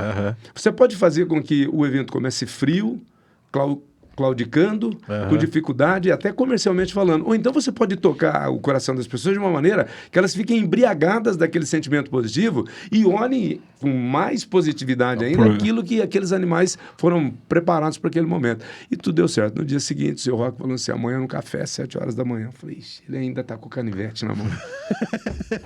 Mas não. Me agradeceu e de lá eu fiz mais uma série de leilões para ele. Foi daí que eu passei a fazer as aberturas, me preocupando com as pessoas, a história das pessoas, e às vezes nem precisa ser a pessoa. Tem uma abertura das mais bonitas que, se é que eu posso me autoelogiar, me perdoa, foi a do Caco Auríquio, o leilão da Fazenda Sapucaia, o primeiro leilão na Fazenda, ele presidente da BQM. Chego lá, vejo o Renato, um treinador de cavalos, um competidor de cavalos, que um dia, num acidente de carro, fica paraplégico e anda na cadeira. Nós fomos para o evento e estava tendo uma prova de laço. Ele muito influente, porque ele continua orientando e treinando, e mesmo ajudado, colocam ele em cima de uma cadeira, em cima da sela, e ele ainda anda a cavalo. É um exemplo extraordinário. E aí perguntaram para o cara que tinha ganho, fala alguma coisa? O cara falou, outro falou alguma coisa. Aí, ô Renato, você não quer falar alguma coisa? Ele me dá o microfone. Falou assim, olha, criar cavalos é muito bom, domar cavalos é muito mais... Treinar os cavalos faz de mim uma pessoa viva ainda. Se eu me levanto todo dia para o cavalo com Ardemir. Eu falei, cara, como que esse cara se levanta todo dia? E na hora de fazer a abertura do leilão do Caco, com o Fernandes, presidente da BQM, eu só falei do Renato. Falei, se ele se levanta, você não tem o direito de ficar sentado vendo a vida passar. Se ele se levanta para o cavalo quarto de milha, você tem a obrigação de levantar para os seus problemas, sacudir a poeira e continuar. E aí foi uma abertura boa que a gente se lembra dela assim. Você sabe que várias vezes eu assisto teus leilões, é que não tinha nada ali para eu poder lançar, mas o jeito que você coloca as coisas, tudo, realmente, assim, se você ir até um tanto, você toma força e vai mais, porque você começa, não que seja supérfluo ou inflado, mas que você começa a reviver certas coisas, né? Você pode falar, poxa, eu posso, trabalho, vou, faço, então vou me dar ao luxo, vou, e aí você começa a tomar um pouco mais de coragem para fazer. E vou falar, nunca deu errado, cara. Assim, as brincadeiras que eu tenho com o cavalo, assim, não é o ponto do assunto, assim, eu só tenho a agradecer esse bicho, assim, todas as vezes que a gente tomou um pouco mais de coragem e se aventurou nisso, 3, 4 você devolve, o outro vem, assim, e uma das brincadeiras que eu falo para... E aí, todo mundo fala, né? Ah, você vai gastar dinheiro em cavalo e tal. Então, cavalo, para mim, é uma conta extremamente positiva. Porque eu não conto o que você deposita ali, mas o entorno que isso gera de negócio, de relacionamento, de bem-estar, é só positivo, eu só tenho a agradecer o cavalo. Eu acho que é a história que você vê há anos dentro desse negócio, né? Uhum. A gente viu prosperidade. Eu nem sei se cabe uma colocação que eu vou fazer aqui. Eu não estudei. E eu tenho... É uma coisa que me encabula. Porque eu podia ter estudado. a minha família era simples, mas eu tinha que ter feito uma faculdade. Mas eu fiz o 2º grau e parei. E não tenho o que fazer. Acabou aquilo lá. Mas assim, Deus me deu uma profissão que estava em mim, guardada de alguma maneira, que Ele sabia que eu ia utilizar, que é o dom da palavra. E quando eu comecei a usar o que Ele me deu, eu me tornei um profissional que garantiu todas as minhas coisas. Essa profissão fez de mim a pessoa, socialmente falando, o máximo que eu poderia chegar. Só que custou caro. Por exemplo, custou os primeiros anos da minha mãe. Melhor, custou os primeiros anos dos meus filhos. E eu não vi o cara crescer, eu não vi a menina. Quando eu vi, ela tinha 18, 20. Cantando agora, né? Eu assisti, é emocionante. Aí, os melhores anos da minha esposa eu não vi. Cara, você trabalha... 24/7. Abril foram 24 leilões, o mês tem 30 dias. E aí você perdeu os últimos anos da sua mãe. Ela foi embora, te deixou na saudade e não dá tempo de recuperar. Mas mesmo assim, eu sou agradecido demais por tudo isso que o Cavalo me deu.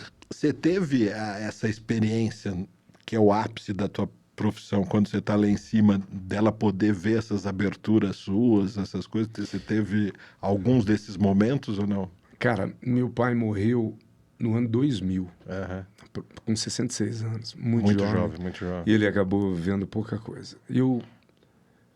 Uma vez ele entrou no leilão, eu até escrevi isso, eu escrevia no Facebook naquele tempo. Eu sou meio pioneiro, eu fazia vídeo pro Orkut, olha. Então, eu gostava de mostrar as coisas que aconteceram. Às vezes exagerava, falava da vida pessoal. E uma vez escrevi já no Facebook que um dia eu fui começar o leilão, meu pai entrou.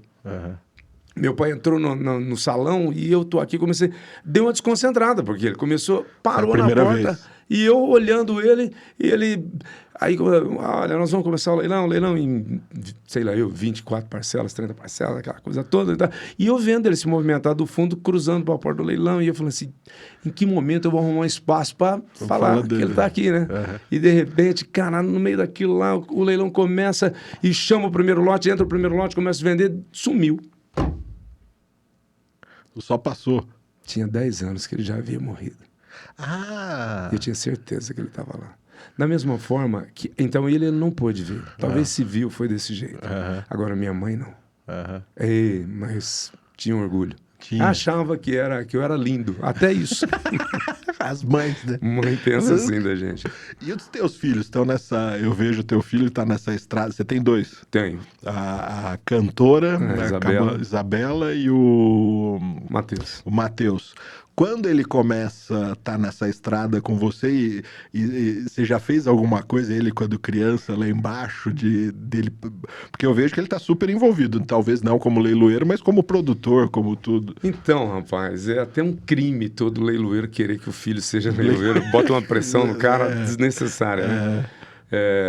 Se fosse assim, todo jurista tinha um filho, advogado, aquela coisa toda. Então... É muito complicado, mas assim, isso me enche de alegria, sabe? Porque ele é teu parceirão, né? Vocês viajam o Brasil todo, estão sempre juntos. Assim, aquele negócio de matar, morrer pelo filho, todo mundo é capaz de morrer pelo filho. Mas a gente faz mais do que isso, né? Então, ele é como se, assim, a gente não consegue transferir da gente. O seu filho está com uma doença. Quantas vezes você pediria, Deus... Passa para mim, né? Isso é... Mas então é a mesma coisa. Você quer dar as suas... Eu já estou com 61. Tá bom. Já foram 30 anos de glória. Transfere. Mas não é assim. Essa transferência é lenta, devagar, e é no tempo e na vontade dele. E na vontade de Deus. Então, ainda está amadurecendo para algumas coisas, mas o que ele tem de presença do meu lado é Porque eu os acompanho, né, pelas redes sociais, e eu vejo que vocês estão, vai para os Estados Unidos, vem junto, ele produzindo e fazendo as coisas. E eu não posso falar, mas tem uma novidade para o final desse ano. E esse final desse ano deve acontecer essa coisa, que então vai coroar um esforço, né? Então vai ser bom demais. Que show, vamos estar torcendo, vamos fazer. E me conta agora da filha, e me conta como que tá essa entrada, porque eu acompanhei tudo das redes sociais, me fala. Então, ainda nem lançamos. Pô, Vocês gravaram na tua casa? Gravamos em casa. Eu acompanhei a construção daquele jardim. Pô. Eu acompanhei a construção. Cara, um dia, eu não vou falar especialmente, né? Mas vou contar.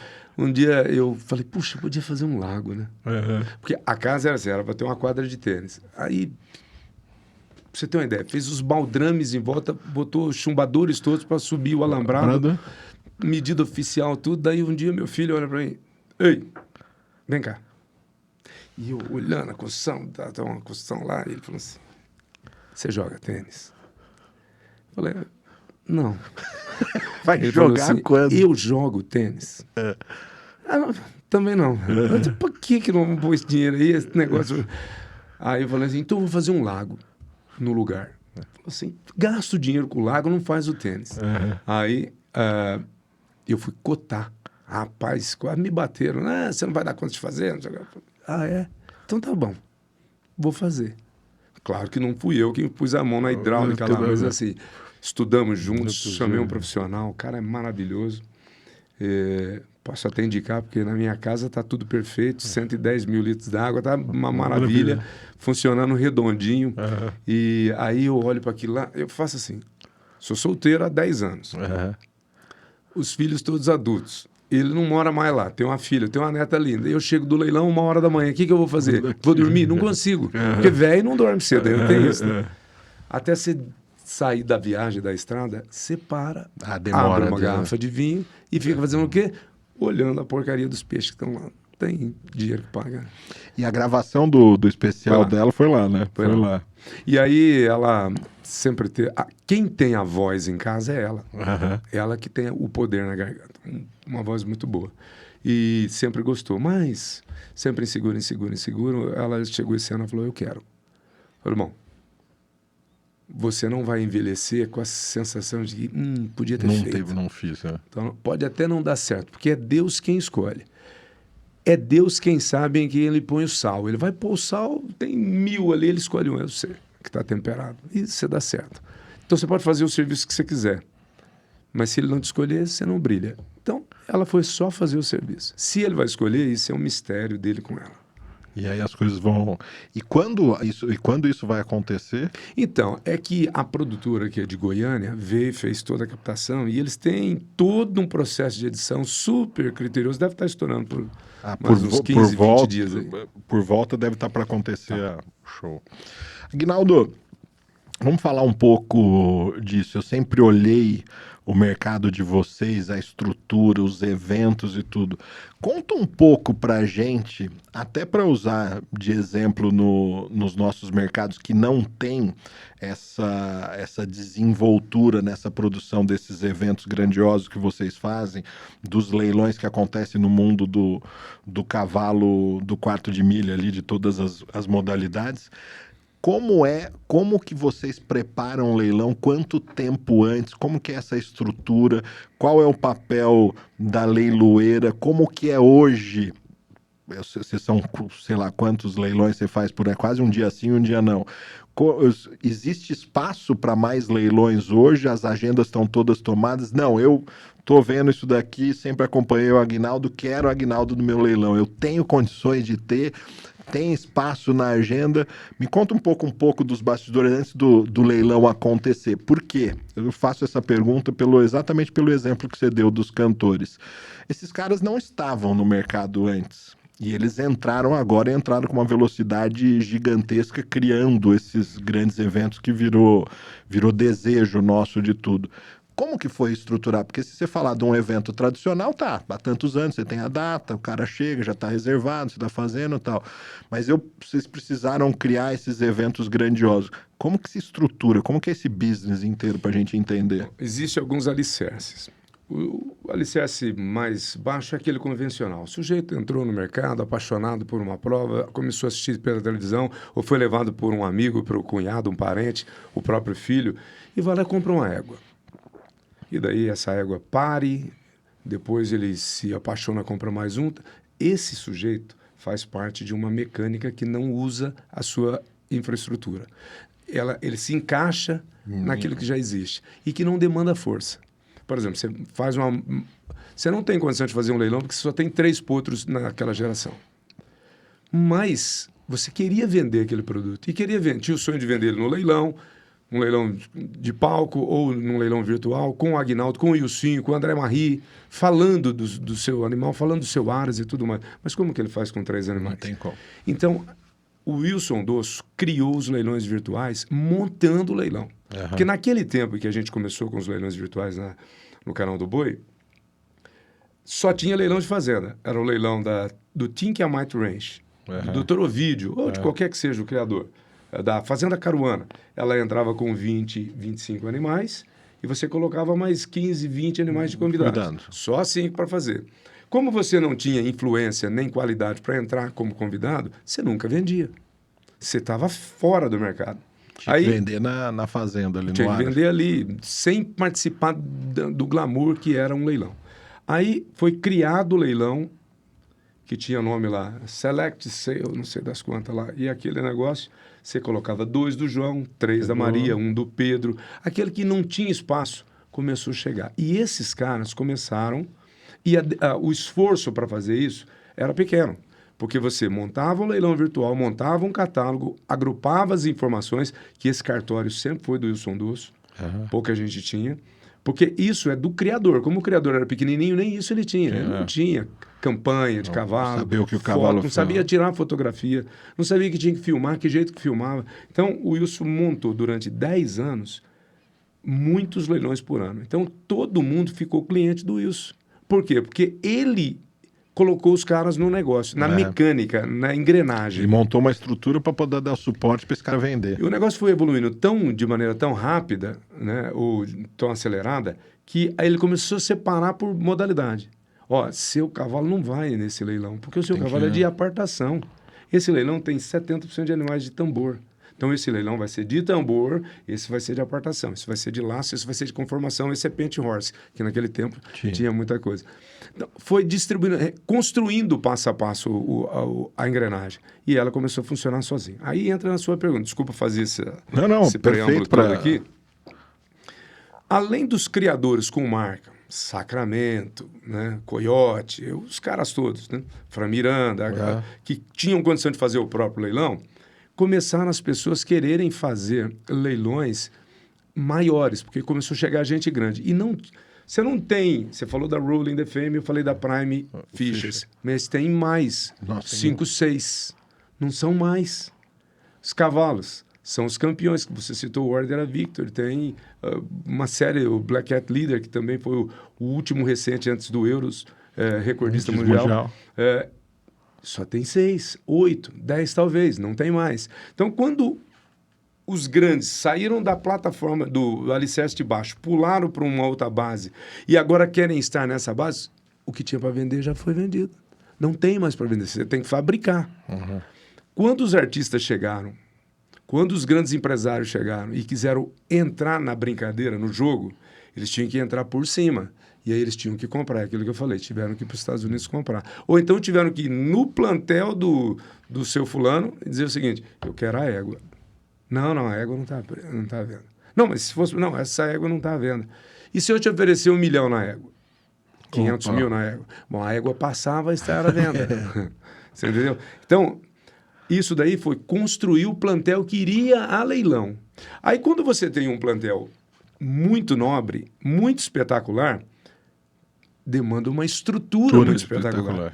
Aí é um buffet totalmente diferente, um grupo para estacionar, um grupo para receber, um grupo para colocar no hotel, um grupo da van para mandar para levar e trazer, gente para agendar hotel, para agendar... Então, precisou de uma demanda de esforço, de um trabalho muito amplo, de muita gente capitaneada, às vezes, pela leiloeira ou pelo staff do criador. O staff do criador ajuda muito. Por exemplo, nós temos um leilão JBJ, que é o maior leilão do mundo, que a gente costuma dizer, fez aqueles preços extraordinários, mas, assim, a estrutura que o Fabrício cede... Ele chega, ele tem um poder, uma capacidade tão grande que ele faz uma parte substancial para os clientes VIPs dele.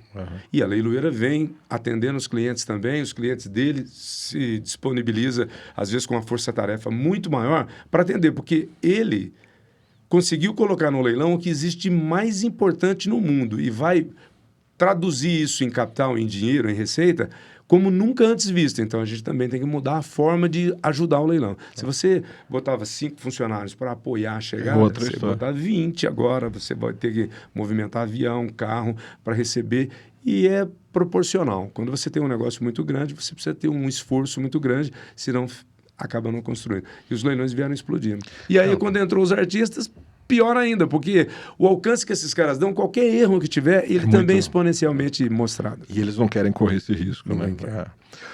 Aguinaldo, falando outras coisas, várias vezes eu acompanho os leilões e tal, sobe a égua lá no palco para vender o embrião e aí começa aquela confusão toda e vende a égua e vende a égua. Você já viu várias vezes acontecer isso, uma coisa que não estava programado. Subiu a doadora para falar do embrião, para mostrar a qualidade, a morfologia dela, e por causa da pressão e dos lances afoitos, acabar convertendo isso? Bom, vou falar do Marie, do Canella, do Ferrari, que são os assessores mais famosos que tem, por conta desses anos de experiência deles. E ao lado do Wilson, eles dizem assim, não leva a égua para mostrar. Vamos mostrar a égua no vídeo. Se você levar essa égua, vão te tomar a égua. Não, eu não vendo, não tem jeito. Não. Vamos mostrar só o vídeo? Leva a potra lá, a gente vende a potra e mostra a mãe. Ou vão vender embrião com fulano de tal? Não leva a égua. Mas se levar a égua não vende melhor o embrião? Se levar a égua, vende melhor o embrião. Se você fosse vender por 2, é capaz de pegar 5. Porque a égua está ali, a grande estrela, a mãe do embrião. Só que você corre um risco. Mas não tem jeito. Ele leva e quase sempre a pancadaria come. Porque é impressionante. E os desaforos são grandes. Você sabe por quê? Porque não tem. Deixa eu te fazer uma pergunta, devolvendo, né, em tom de pergunta. Você que vive a história da corrida aqui em São Paulo e vive muito a corrida no Jockey Clube de Sorocaba. Quantas grandes mães respeitadíssimas tem? Quantas dessas estão à venda? Nenhuma. Né? Então, o desaforo é em todo leilão. Todo leilão. E mesmo quando o sujeito vai vender uma potra ou um embrião de uma égua no vídeo, tem proposta pelo Marie, tem proposta pelo Canella, por todos os assessores, né, por Ferrari, dizendo o seguinte, eu tenho uma oferta de 30 mil, de 50 mil na metade dela, quer dizer. E aí começa, né? Aí não tem jeito. Uma das coisas do quarto de milha, da beleza do quarto de milha, é a possibilidade de fazer o embrião, né? De você poder ofertar e você ter essa logística de poder ter acesso ao sêmen que você quiser trazer e hoje quase todos os grandes estão aqui e poder fazer isso. Isso é uma dificuldade muito grande no mundo do puro sangue inglês, porque imagina, precisa ser gerado no ventre da égua. Os grandes criatórios estão lá em Bagé, falando dos cavalos, e ali no Paraná. Você tem que movimentar a égua para lá para fazer. E isso nos limita a só poder utilizar os garanhões que estão presentes aqui no Brasil. Então, a diferença de jogo genético é gigantesca, porque você, mesmo se o garanhão não estiver aqui, eu posso trazer o sêmen de lá e colocar na égua aqui e produzir. No puro sangue inglês isso é impossível. E muita gente me pergunta, e aí, muda? Não vai mudar nunca. Porque aqui não está dando certo, mas lá fora é um dos mercados que mais explodem no mundo. Olha, existe aqui, na minha maneira de pensar, 2 fatores, um positivo e um negativo. O positivo é isso. A Adios Pantalones foi o primeiro cavalo a alcançar R$1 milhão em ganhos no tambor no mundo inteiro. Nenhum cavalo ultrapassou a soma de $1 milhão em ganhos. Ele acabou de alcançar esse número. Os brasileiros foram lá e compraram os direitos dele, trouxeram aqui e venderam 300 coberturas. Não sei se, nem me lembro de jeito qual foi o número, mas venderam um número bom de coberturas. Isso é maravilhoso, porque você consegue colocar o cavalo de $1 milhão, se a pessoa tiver minimamente a condição financeira de comprar essa cobertura, de colocar na sua égua. Você tem o mesmo acesso que o Bambambam tem, que o cara americano tem, que os maiores criadores dos Estados Unidos têm, se você tiver a condição de comprar a cobertura e colocar ali. Porém, não vamos também citar nomes, citei só o nome positivamente dele que veio, nós tivemos cavalos que vieram dos Estados Unidos e no lançamento venderam 400 coberturas. No lançamento de meio de ano, porque não era no lançamento, ele foi lançado fora da casa, num evento, porque era inédito, e depois apresentou de novo, vendeu mais 200, e no ano seguinte vendeu mais... Bom, venderam 800, 900 coberturas. O que vai acontecer com os filhos dele depois de 3, 4 anos? Há uma dificuldade, porque é a lei da oferta e da procura. Vai ter bastante. Então, nesse modelo que você mencionou, você não tem o problema do excesso. Uhum. Porque o excesso não é bom. É oferta e procura. Isso, agora, o que tem demonstrado até então dentro do mercado brasileiro é que a gente está numa crescente, né? Porque os números só vêm subindo e cada vez esses caras trazendo mais genética e mais...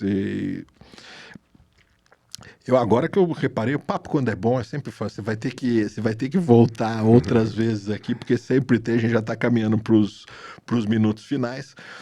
Estou imaginando, você está aqui em São Paulo, estamos sentados juntos por uma oportunidade logística, você veio fazer esse grande leilão no Jockey Club de São Paulo. Estou imaginando que isso daqui suba daqui uns 10, 15 dias. Então, nós estamos no mês de julho, vamos falar que isso vai subir lá para metade de agosto. Até lá, a gente com certeza já colocou esse episódio no ar. O que vem pela frente? Convida, fala o que vem, você consegue lembrar? Eu queria contar umas histórias, né? Mas a gente conta da outra vez. Por exemplo... Não, mas conta, temos tempo. Os leilões de 12 horas, o povo pergunta assim, você fez o JBJ sozinho? E cada leilão, foram 3 dias de leilão, cada leilão 10 horas, 11 horas de leilão.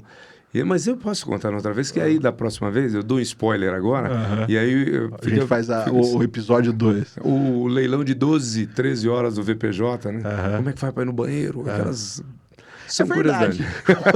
É verdade, isso é uma pergunta muito interessante. Depois de tanto tempo, se você troca, tem um minutinho de descanso para você poder...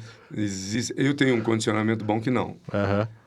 Mas você se priva de... Não, você não bebe... Eu não bebo água na semana de muito leilão com frequência. Eu não levanto no dia de leilão, tomo café da manhã nem almoço. Porque e também, não... na noite anterior, eu não bebo uma cerveja, por exemplo, para encher a barriga. Tem algumas coisas que você tem que se preparar fisiologicamente, senão... Né? Mas tivemos alguns problemas, né? Ao longo desses 30 anos. Mas qualquer coisa dá para trocar rapidinho, pedir para alguém substituir. Então, nunca acontece. Não? Não. Existe... fatos hilários de vários profissionais colegas da gente já tiveram apertos grandes. Né? Mas eu conto na próxima. Não, você vai voltar aqui, você vai voltar mais. Mas me conta um pouquinho, a gente ainda tem um tempo, não é que vai precisar acabar agora, mas me conta, o que vem pela frente? Rapaz, às vezes eu pergunto... vou até te pedir, desculpa te interromper, vou até te pedir. Como a gente fala para o mundo da corrida, que não é tão habitual, não vamos falar só o que tem para o resto do ano. Se você fosse falar, já estamos falando em 2027, convidando essas pessoas para conhecer esse mundo. O que você poderia pontuar? Óbvio que você vai cometer o pecado de esquecer alguém, mas quem seriam os grandes eventos que vão acontecer no quarto de milha para as pessoas já se prepararem e reservarem um espaço na agenda para conhecer esse mercado? Rapaz, olha, tem grandes leilões setorizados, né? Então, no tambor. Vamos falar do tambor. A gente começa com a Rafaela fazendo uma força muito grande junto da prova e esse ano o leilão foi muito bom. Aí a gente tinha os leilões do Eduardo Kucinski, que liquidou o plantel de tambor para viver uma história só de trabalho. Não sai do cavalo de jeito nenhum, comprando rancho nos Estados Unidos e tudo. Mas aí vem o Ricardo Miante, família Miante 3DM, 5º ano de crescimento consistente do leilão milionário, maravilhoso, extraordinário. O Diogo Zopponi, uma referência, vendeu um leilão de 25 milhões de reais, um leilão de tambor, fazendo um número que não tinha antes. O Aras Relincho, que o slogan é a Casa das Grandes Matrizes, ele tem pelo menos 18 éguas de R$1 milhão. Do Bruno, né? Do Bruno Conrado. Quer dizer, só se espera coisa boa no futuro do Bruno, porque as grandes éguas com grandes acasalamentos, centros de treinamento, vai dar pista. Dando pista, vai dar o resultado automaticamente. Né? Rafa Marques, que é do Aras Três Pinheiros, fez um trabalho de base gigante, fez um trabalho minucioso. E ainda tem os senhores do tambor.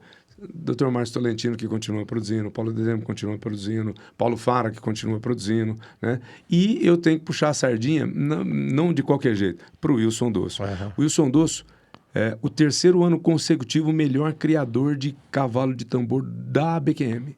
Então, quer dizer, contra fatos não há argumentos, né? Você tem ali essa liderança, esses nomes todos que estão fazendo.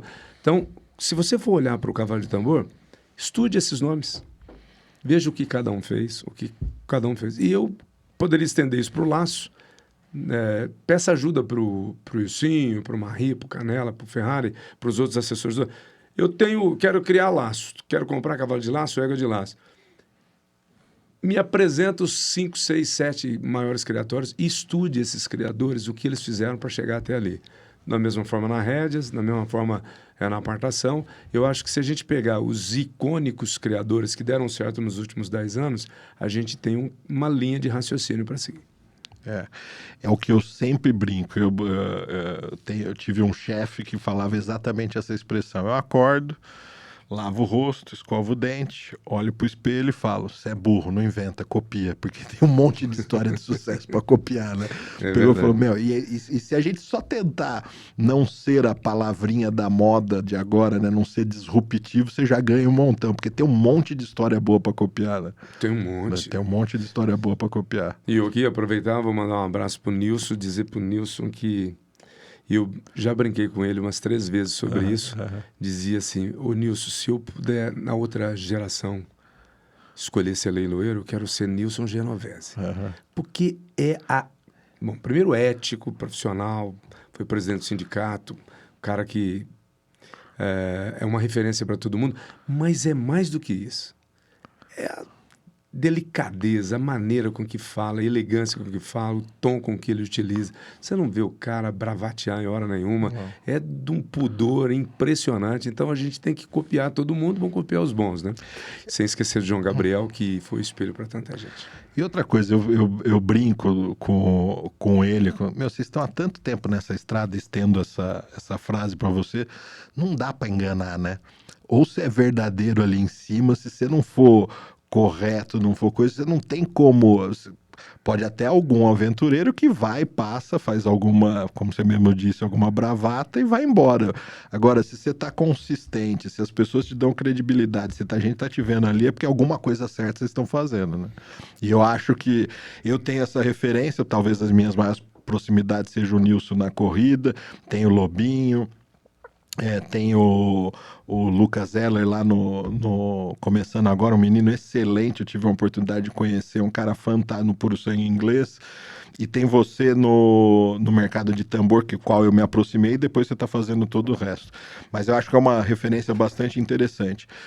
Eu queria, já que a gente precisa passar para os minutos finais, conversa boa sempre acaba, você vai voltar aqui, já está aberto, está convidado, podemos fazer um podcast duplo. A gente pode ter um som ambiente da tua filha, pode vir aqui e fazer, vir junto, ou talvez um de 3, colocar um de cada lado, o Matheus de um lado, tua filha do outro, vocês contarem a aventura de vocês. Eu vou pedir, primeiro, você se despedir e falar daquilo que você mais gosta de fazer, falar do leilão e convidar as pessoas, quem não é, para se achegar nesse mundo, que o cavalo é fantástico para nós, né? Bom, eu vou tentar dizer, até para quem quer ser leiloeiro, de repente tem alguém que está assistindo e fala: puxa, eu podia ser leiloeiro, seguir o exemplo de algumas pessoas aí. Meus presentes que chegaram. E aí, ninguém é feliz se não estiver fazendo aquilo que gosta. Então, embora algumas pessoas falem: nossa, o leilão foi bom, hein? Você ganhou um dinheiro dessa vez. Só que ele não sabe o tamanho do benefício que eu tive fazendo o leilão. Eu subi muito machucado muitas vezes no leilão. Por exemplo, 3 dias depois que a minha mãe morreu, eu subi num palanque para fazer um leilão. No dia que me separei, eu subi no palanque para fazer o leilão no mesmo dia, tendo saído de casa. Vários problemas de doença, várias dificuldades que eu tive. Se tinha um lugar que me curava, era o púlpito. Não havia possibilidade. Pior que eu estivesse, quando eu pisava naquele lugar, segurava aquele microfone, empunhava o meu martelo, aquilo me lavava. E me faz bem até hoje. Então, eu acho que se a pessoa não for apaixonada por aquilo que ela faz, ela não vai fazer bem feito. Não vai. E se ela não fizer bem feito, ela não vai sentir prazer em fazer. E aí não vai dar liga. Se eu, por exemplo, estou lá em cima, é porque aquele é o melhor lugar do mundo que eu podia estar. Sabe que, sempre contando isso, me lembrei de um negócio. Você já deve ter visto isso, um corte, alguma coisa do professor Clóvis, que ele fala quando ele foi dar aula. Você lembra dessa história do petróleo? Sabe até um filme agora aí, né? Do Odisseia, que fala mais ou menos isso. O Odisseu quer voltar para casa, porque lá não é o lugar dele, né? Ele tem que voltar para o lugar dele. E o corte que ele foi fazer uma apresentação. Ele é fantástico. Eu lembro, toda vez que eu lembro disso, e a hora que eu tento me encaixar dentro da minha função, eu lembro exatamente, isso me fez lembrar exatamente disso. Quando você... E todas essas coisas, né? Imagina você trabalhando 100 e tantos dias do ano, subindo num palanque, num púlpito lá para poder fazer um leilão. Teve vários dias que você, antes de subir, algum problema teve, né? Você não tem 150 e poucos dias felizes com todas isso. E aí... Doença, você subiu doente. Só que você chega lá, naquelas 4 horas, você não tem problema algum, né? Com filho doente, neto doente, sei lá, deve ter um monte de coisa que você tendo essa função, isso realmente te dá te recarrega de novas energias para você fazer isso. E se tem uma coisa que eu não tenho dúvida é que você nasceu para isso. Não tenho dúvida, eu acho que eu e o Brasil inteiro não temos dúvida disso. Te agradecer demais. Rinaldo, obrigado mais uma vez. Você sabe o quanto tempo nós estamos tentando fazer isso por causa da tua agenda, é dificílimo.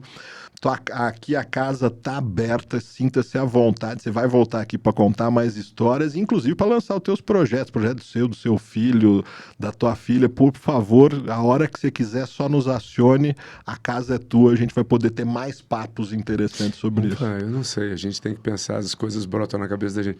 Vamos criar um grupo para vir para o Jockey Club de São Paulo, se envolver com a corrida sua. Mas com o maior prazer. Chamar esses 5 nomes do tambor e dizer o seguinte: eles estão chamando a gente para viver um final de semana com a velocidade. Mas com o maior prazer. Vamos organizar Quem sabe isso brota em alto... neles alguma coisa. E vamos organizar isso em alto estilo, porque coisas novas e boas vão ser anunciadas em breve para o Turf paulistano. Isso a gente estava conversando em off aqui. Eu acho que as coisas vão poder acontecer. Aquele palco, assim...